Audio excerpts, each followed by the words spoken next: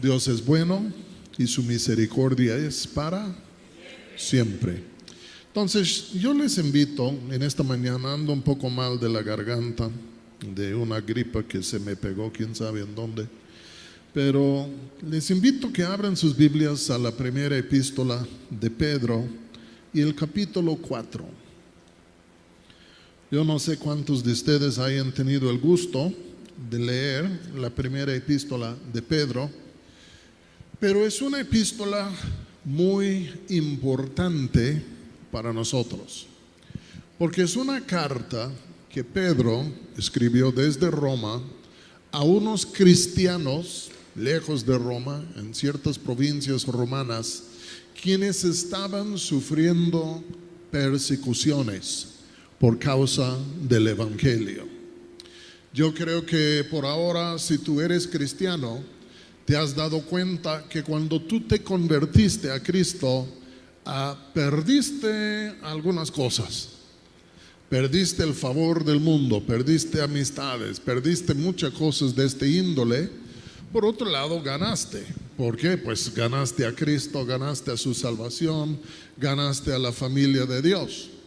Pero Pedro está escribiendo a sus lectores porque en convertirse a Cristo, yo creo a lo mejor por sorpresa o sorprendentemente, comenzaron a sufrir persecuciones. La gente se volteó en su contra. Yo me acuerdo cuando yo me convertí hace 47 años, en el milenio pasado. Cuando yo me convertí a Cristo, antes de convertirme tenía muchos amigos, muchas amigas. Y del pronto, al convertirme a Cristo, todos me dieron la espalda, todos se alejaron de mí y todos comenzaron a hablar mal de mí. Y cuando los veía, hasta que me insultaban y me decían cosas indebidas. Y yo decía, pues, ¿qué ondas? Nada más acepté a Jesús, el príncipe de paz. Ahora por fin ya no odio a todo el mundo, sino ahora amo a todo el mundo porque Cristo vive en mí. Pero nomás por el simple hecho de aceptar a Cristo, se cambió todo mi ámbito social. De pronto todos en contra, hasta la familia en contra. Y uno dice, ¿y qué hice? ¿Cuál fue mi crimen? ¿Cuál fue mi pecado? ¿Qué hice? Nada más acepté a Jesús. Pero este fue el problema. Yo acepté a Jesús. Y en esto vi que Jesús no es muy amado por este mundo. En verdad lo crucificaron. Pero al fin de cuentas es muy amado por Dios Padre. Y Él es el Salvador del mundo. Y cuando tú y yo venimos a Jesús, hallamos el amor del Padre y toda nuestra vida cambia, pero lamentablemente en dimensiones sociales las cosas pueden cambiar, pero no para bien, sino para mal. Y por eso hay reproches, hay ataques, hay dificultades, hay insultos, etcétera, etcétera, etcétera. ¿Cuántos de ustedes entienden lo que estoy diciendo? Lo han vivido. ¿Qué debemos hacer con esta gente que se voltea en contra de nosotros? Amarlos y orar por ellos. Que un día también vayan a ver la luz de Dios en Cristo Jesús. En el capítulo 4 de Primera de Pedro, quiero leerles 6 versículos. El 1, 2, 3, 4 y 5 y 6. Primera de Pedro 4:1 dice: puesto que Cristo ha padecido por nosotros en la carne, vosotros también, fíjense lo que dice, armaos del mismo pensamiento. Pues quien ha padecido en la carne, terminó con el pecado, para no vivir el tiempo que resta en la carne, conforme a las concupiscencias de los hombres, sino conforme a la voluntad de Dios. Baste ya el tiempo pasado para haber hecho lo que agrada a los gentiles, andando en lascivias, concupiscencias, embriagueces, orgías, disipación y abominables idolatrías. A estos les parece cosa extraña que vosotros no corráis con ellos en el mismo desenfreno de desilusión y os ultrajen. Pero ellos darán cuenta al que está preparado para juzgar a los vivos y a los muertos, porque por esto también ha sido predicado el evangelio a los muertos, para que sean juzgados en carne según los hombres, pero viven en espíritu según Dios. Vamos a orar. Padre, gracias que estamos aquí el día de hoy.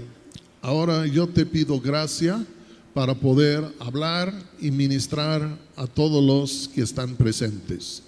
Espíritu Santo, ven. Tú eres nuestro maestro. Tú eres nuestra unción que rompe el yugo. Tú eres nuestro sanador. Y yo pido tu presencia aquí entre nosotros, abriendo nuestros ojos, Señor, volviéndonos de las tinieblas a la luz, para que pudiésemos ver las cosas tan claras como son. Y en el nombre de Jesús, Padre, te lo pido. Amén. Pedro les escribe y les dice muchas cosas en cuanto a lo que están sufriendo y qué deben pensar de esto y cómo deben reaccionar a esto. Y en el versículo 1 él dice esto: puesto que Cristo ha padecido por nosotros en la carne, vosotros también armaos del mismo pensamiento. ¿Qué está diciendo? Número 1, que Cristo sufrió por nosotros. ¿De qué está hablando él? Está hablando del hecho que el Hijo de Dios vino, fue hecho carne, nació de la Virgen María, se llamaba Jesús de Nazaret o Jesús el hijo de José, y él era un hombre quien amaba a Dios con todo su ser, quien procuraba, y sí lo logró, vivir con todo su alma y su ser para Dios mismo. ¿Están conmigo? Pero ¿cuántos saben que debido al hecho que Jesús era un hombre que procuraba vivir para Dios, que no era el hombre más popular en el judaísmo? A lo contrario, esto lo hizo muy impopular. Yo sé que él tenía sus seguidores, yo sé que él tenía sus discípulos, pero la neta es, fíjense lo que voy a decir. Cuando lo crucificaron, empezó él, por lo menos empezó con 12 discípulos la noche anterior, pero uno le traicionó, ya se bajaron a 11. Luego, cuando le arrestaron y lo llevaron, solo le siguieron 2, Pedro y Juan. Y cuando al fin de cuentas estaba colgado en la cruz, había uno solo allá, Juan. Y toda la multitud gritando, toda la multitud en contra, toda la multitud vituperándole. Y ahí estaba Jesús, en un sentido, a solas en la cruz, con un pobre discípulo al pie de la cruz y su madre y 2 mujeres. Punto. Digo esto por decir que aunque era un hombre justo, no era un hombre muy amado. A lo contrario, fue aborrecido y por eso lo crucificaron. Y nada más les quiero decir esto. Tenemos que acordarnos de algo, por favor. Que los cristianos siempre vamos a ser una minoría. Disculpen que les digo esto. Yo conozco a personas que tienen el sueño que vamos a ganar a todo el mundo y un día todos en el mundo van a ser cristianos. La neta es, los cristianos siempre han sido una minoría. Y Jesús lo dijo. Él dijo, mira, el camino que va a la destrucción es muy ancho y son muchos que van por allá. El camino que va a la salvación es muy angosta y son muy pocos los que van por allá. Y yo creo que existe en algunos creyentes un añoramiento diciendo, ay, pues ojalá que todos se conviertan.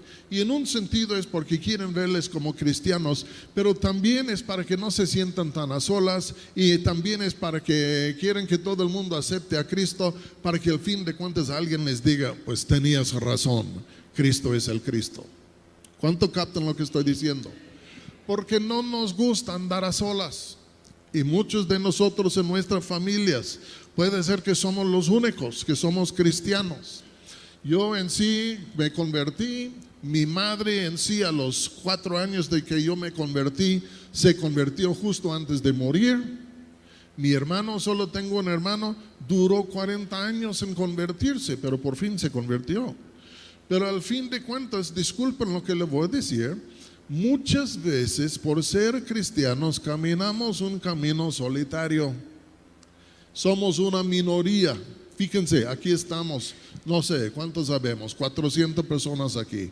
No sé cuántas otras iglesias hay en Pátzcuaro el día de hoy que están reunidos, pero vamos a decir que son 2,000 creyentes máximo reunidos el día de hoy aquí en Pátzcuaro.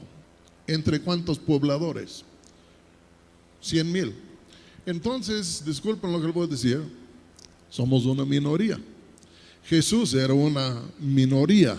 Él era un hombre que decidió servirle a Dios, no decidió, él era Dios, pero él es un hombre que sirvió a Dios, y cuando toda su familia estaba en contra, él sirvió a Dios. Cuando todos los de Nazaret lo querían matar, él sirvió a Dios. Cuando subió a Jerusalén y todo el mundo en contra, él sirvió a Dios. ¿Por qué? Porque tenía una convicción en lo profundo de su ser que él debiera servir a Dios, y le permitió conocer a Dios, y esto le llevó a amar a Dios, y él por conciencia, por buena conciencia, sirvió a Dios todos los días de su vida, y aunque le costó sufrimiento, no pudo traicionar ni a su conciencia ni a su Dios. Y esto me quiere decir algo. Jesús era un hombre de mucho valor y de nuevo. Y todos nosotros, si vamos a ser cristianos, necesitamos un valor para enfrentar en sí lo que es el mundo. Necesitamos de nuevo, pero lo hacemos por conciencia delante de Dios. ¿Me estoy explicando? Es por eso, disculpen lo que le voy a decir, Apocalipsis dice que los cobardes no entrarán en el cielo, solo los valientes. Y no es fácil ser valiente. Yo me hago la pregunta, ¿qué tan fácil era para Jesús que cuando al fin de cuentas llega al fin de su vida, habiendo sufrido oposición toda su vida, me hago la pregunta, ¿cómo se sentía él cuando ya lo crucificaron? En un sentido, estando a solas y le están clavando a la cruz, y en un sentido, a solas, colgado en la cruz, y nada más el pobre Juanito allá y su madre y 2 mujeres. ¿Cómo se sentía él sufriendo a solas, en un sentido, delante de Dios y odiado por todo el mundo? Pues él encomendó su espíritu a Dios. Padre, en tus manos encomiendo mi espíritu. ¿Entienden? Y tenemos que entender algo. Somos una minoría. No evangelizamos a la gente para hacer que la mayoría sean cristianos. No va a suceder. Evangelizamos a la gente porque Cristo nos manda a evangelizar, y entre la gente de este mundo van a haber los que van a querer recibir y aceptar a Jesús, y necesitan oír la palabra de Dios para que puedan entrar, porque si no oyen no entran. Pero al fin de cuentas tenemos que entender que nuestra misión es de rescate, no es de convertir al mundo para que la mayoría sean cristianos. Nuestra misión es de rescate, para rescatar al perdido, pero también para que pueda tener un lugar en el reino de Dios venidero y en la gloria venidera. ¿Me estoy explicando bien? Y somos un pueblo bienaventurado, bendecido. ¿Está bien? Dice Pedro, puesto que Cristo ha padecido por nosotros en la carne, su vida, su muerte, él padeció. Dice, puesto que Cristo ha padecido por nosotros en la carne, vosotros también. Pedro está hablando a los creyentes. Cristo padeció.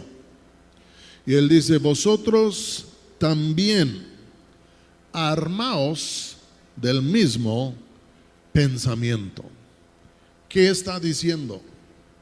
Está diciendo, entiendan que Cristo padeció, y entonces armaos del mismo pensamiento, o prepárense, o sean preparados, sean dispuestos, listos también para sufrir. No porque buscamos los sufrimientos, ¿está bien? Pero hay días que los sufrimientos nos buscan a nosotros. Y estos sufrimientos de los cuales Él está hablando, no está hablando de asaltos, de robos, de cosas así en sí, pero está hablando de la oposición del mundo en contra de nosotros. Armaos del mismo pensamiento. Cristo estaba preparado, dispuesto ya para sufrir y sufrió. Y nosotros necesitamos armarnos del mismo pensamiento. O en otras palabras, es muy probable que puedan venir sufrimientos y a lo mejor si van a venir sufrimientos, no nos va a sorprender si vienen los sufrimientos y al fin de cuentas ya vamos a armarnos con una mentalidad que dice, ok, pues aquí estoy. Buenos días. Me van a decir, ¿qué mensaje tan negativo? Está en la Biblia y toda la escritura es buena, dice Pablo. Dice aquí, puesto que Cristo ha padecido por nosotros en la carne, vosotros también armaos del mismo pensamiento. Puedo decir que es una falta en la iglesia el día de hoy, de que los líderes muchas veces no arman a los creyentes con esta mentalidad. Hasta en algunas iglesias les prometan pues que todo va a ser color rosa, que todo va a ser muy bonito y vénganse a Cristo y aleluyita y todo va a ser muy tremendo y les cuentan la mitad de la historia. Porque cuando tú vienes a Cristo las cosas sí cambian, ¿sí o no? Yo fui drogadicto, yo debo estar en el panteón, en el infierno, pero Cristo vino, me cambió, me transformó, ha sido muy bueno. Pero es como el coco, ¿no? Tú bajas el coco del árbol y ya está lo que está de afuera y luego lo mero bueno está por adentro y al fin de cuentas hay cosas duras y difíciles, aunque por adentro las cosas son buenas. ¿Me explico? Son de ambas cosas. Pero si no les decimos a la gente, mira, hay un precio que pagar. Entiendan. La salvación es gratis porque Cristo la compró con su sangre, es por gracia, de gracia recibiste, etc. Pero el recibir su salvación por la gracia no quiere decir que no haya precio.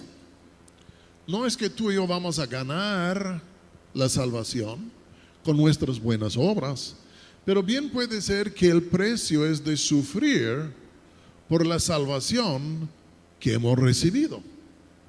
¿Se acuerdan de Esteban? ¿Quién era Esteban? Un diácono, después un predicador y ahora tiene el título del primer mártir de la iglesia cristiana. ¿Sí o no? Y cuando lo estaban mirando, los cielos se abrieron, él vio a Jesús en pie y a Jesús listo para recibirle. Y él había visto milagros, él había sido transformado, un hombre que recibió del reino de Dios en gran manera. Pero mintieron y lo apedrearon. Ese fue un gran precio. Porque si él hubiera dicho, no, yo no quiero sufrir, olvídate de eso. Ok, está bien, pero si confesamos al Señor, pues Él nos confiesa delante del Padre. Si le negamos al Señor, Él nos niega delante del Padre. En sí, la etiqueta de precio, cuando Dios le dio la salvación gratis, la etiqueta de precio decía sufrimiento, rechazo, vituperaciones, etc. Y nosotros, en un sentido, no estoy criticando a nadie, estoy hablando de todos nosotros. Nosotros queremos ganar la salvación o queremos recibirla, voy a decir, por su gracia, y Él la pagó y es un regalo y aleluyita, mira lo que nos dio, pero no queremos pagar el precio. Él mismo pagó precio por ser un hombre justo, Él mismo pagó un gran precio en la cruz por nosotros. Y al fin de cuentas hay una etiqueta con un precio que tenemos que pagar. Pero si decimos a la gente, ven a Cristo y nunca más vas a tener más problemas hasta que tu suegra va a desaparecer y todo esto va a ser glorioso, ¿quién no va a querer entrar? Pero Jesús dijo algo terrible. Digan conmigo, terrible. Si alguien quiere venir en pos de mí, tome su cruz ¿Su qué? Su cruz, un instrumento de sufrimiento y muerte. Si alguien quiere venir en pos de mí, tome su cruz y sígueme. Y todos quieren ir en pos de Él y todos le quieren seguir, pero nadie quiere tomar la cruz. Pero el camino es trazado por la cruz de Jesucristo. Y es por ahí que vamos. ¿Ya se deprimieron? Ok, voy a seguir hablando a ver hasta dónde los llevo. Dice aquí, versículo 2, voy a leer 1 y 2. Puesto que Cristo ha padecido por nosotros en la carne, vosotros también armaos del mismo pensamiento. Pues quien ha padecido en la carne, terminó con el pecado, para no vivir el tiempo que resta en la carne conforme a las concupiscencias de los hombres, sino conforme a la voluntad de Dios. ¿Por qué sufrió Jesús en la carne? Porque al nacer, nació un hombre justo y dedicó toda su vida a servir a Dios. Y este servir a Dios le trajo sufrimientos. Él sufrió porque nunca pecó, y él sufrió porque vivía para hacer la voluntad de Dios. Ahora, ¿y qué tal de tú y yo? Disculpen lo que voy a decir, pero todos saben que es la verdad. Todos nosotros éramos o somos pecadores. Por cuanto todos pecaron y son destituidos de la gloria de Dios. ¿Qué es un pecador? Un pecador es uno que no le hace caso a Dios y sus palabras y que da rienda suelta a sus propias concupiscencias, sus propios deseos. Tú y yo, o para no ofender, pero yo y tú, al fin de cuentas, todos nosotros al nacer pues empezamos un poco torcido y luego nos fuimos más torcidos. Y luego más entregados a las cosas malas. Y luego esclavizados por las cosas malas. Hasta amantes de las cosas malas, pero por fin las cosas malas se vuelven amargas en nuestra boca. Pero al fin de cuentas éramos así, esclavos de toda esta maldad en todo este mundo. Y hasta nos gustaba hasta que venía la cuenta. Y luego, ¿qué pasa? Pues ahí está uno y se convierte. Oye la palabra de Dios. Se convierte. Y en convertirse, ¿cuál es lo primero que hace? Digan conmigo, se arrepiente. Se arrepiente. Este no quiere decir de echar 2, 3 lágrimas de cocodrilo porque he sido malo. Esa palabra arrepentirse tiene mucho más que ver. Se trata esto de un cambio de opinión que produce un cambio de dirección. Y en donde antes amábamos y alabábamos al pecado y hasta el diablo mismo, llegó un día cuando dijimos, híjole, este está mal. Y descubrimos la verdad de las cosas que hacíamos haciendo y decimos, este está bastante mal, yo me arrepiento, me cambio de opinión, pero este cambio de opinión me lleva también a un cambio de conducta. Ya no. Pero no solo es de dejar lo malo, es de abrazar lo bueno. Porque antes rechazábamos lo bueno y abrazábamos lo malo. Pero ahora en arrepentirnos rechazamos el mal y abrazamos el bien.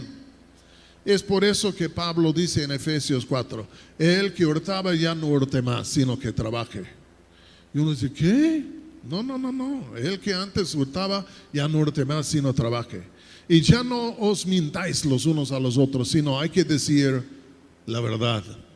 Y habla Pablo del hecho que uno que era inmoral, que de pronto se vuelve a ser en sí una persona, disculpen la palabra casta, entiendan, una persona ya libre de estas cosas. Y al fin de cuentas este cambio de opinión nos lleva a un cambio de dirección, un cambio de conducta. Y todo esto se gira alrededor de la voluntad de Dios. Porque tú y yo, fíjense lo que voy a decir. No solo somos una bola de religiosos observando reglas y leyes para poder alcanzar el cielo. Esto se llama religión. No somos así. Tú y yo somos un pueblo que hemos tenido un encuentro con Jesús. Y Jesús en algún momento imprevisto se acercó a nosotros, se reveló a nosotros, nos hizo saber que Él vive y dice: ¿quieres salir de tu maldad? Sí, como no, sígueme. ¿Quieres tener otra clase de vida? Sí, como no, sígueme. Y no somos un pueblo que ahorita estamos tratando de ganar puntos suficientes para ir al cielo, sino que somos un pueblo quien ha creído y quien ha aceptado a Jesús. ¿Entienden? Y Él es el Salvador. Y si yo tengo a Jesús, yo tengo la salvación porque Él es el Salvador. Y entonces ahora yo vivo y tú vives, ¿para qué? No para ganar la salvación, porque ya Cristo es nuestro Salvador y mientras tanto que estamos pegados a Él, ahí está, la vida está en el Hijo, ¿entienden? Pero ahora vivimos para hacer la voluntad de Dios. ¿Qué quiere decir esto? Ok, me cambio, mi conducta se cambia, ya no robo, ya no hago esto. Ahora voy a vivir en una manera diferente que le agrada a Dios. Pero no solo es de cambiar nuestra vida moral, es de conocerle y de descubrir sus propósitos para nuestra vida. Yo antes de convertirme era un drogadicto, un sinvergüenza, ni les voy a decir en las cosas en donde yo me metí. Pero las mismas cosas, por la ausencia de Dios, las mismas cosas que yo hacía me estaban matando. Y un día Cristo vino, ya me hizo saber que no estaba muerto sino vivo, que Él me amaba, no me odiaba, que me quería ayudar. Y entonces por fin yo creí en Él, entendiendo que si creía en Él, iba a provocar un cambio moral en mi vida. Tenía que cambiar. Pero más que solo esto, era de doblar la rodilla ante Él, de someterme a Él y decirle: Señor, tú me compraste con tu sangre. Yo ya no soy dueño de mí mismo. Yo en un sentido ya no tengo derechos sobre mi propia vida. Tú tienes los derechos sobre mi vida porque tú me compraste con tu sangre. Señor, ¿por qué me creaste? ¿Por qué me redimiste? ¿Qué quieres hacer con mi vida? ¿Qué quieres que yo haga en este mundo? ¿En qué manera quieres que yo te sirva? Yo quiero ponerme en la senda de tu voluntad. Yo te quiero servir, porque no es solo de recibir el reino y engordarme, sino: Señor, yo quiero servirte. ¿Qué quieres que yo haga? Y luego una noche vino y tuve una visión y me mandó a las naciones. Yo decía: vaya, Señor, yo te quería servir, pero no tanto. Pero aquí estamos. ¿Cuánto captan lo que estoy diciendo?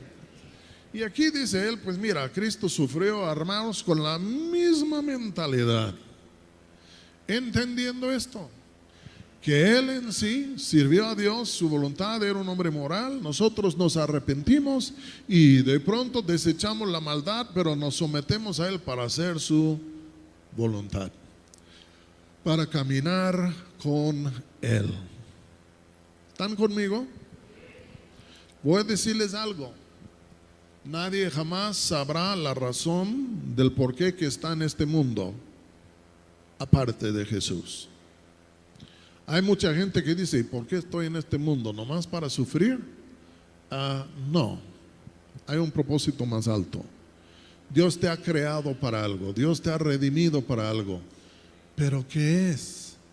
Pues mientras tanto que vivimos en rebelión, en las tinieblas, no lo vamos a ver.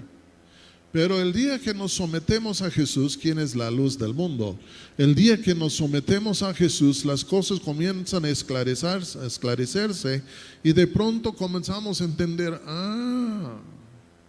por eso aquí estoy, para servir a Dios en esta manera.